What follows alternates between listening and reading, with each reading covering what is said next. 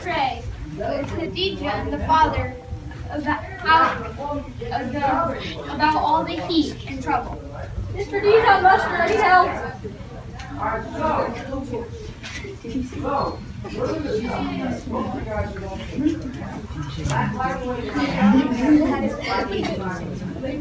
The parents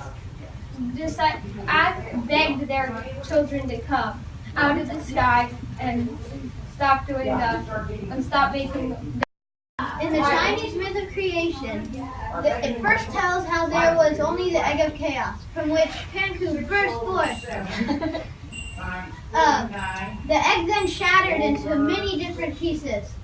The yin pieces, which were warm and bright and sunny and good, flew up to become the heavens.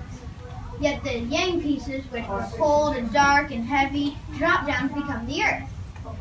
It is said that Panku drew himself up as a living column to brace himself between them, so that heaven and earth would not crash together. Because the world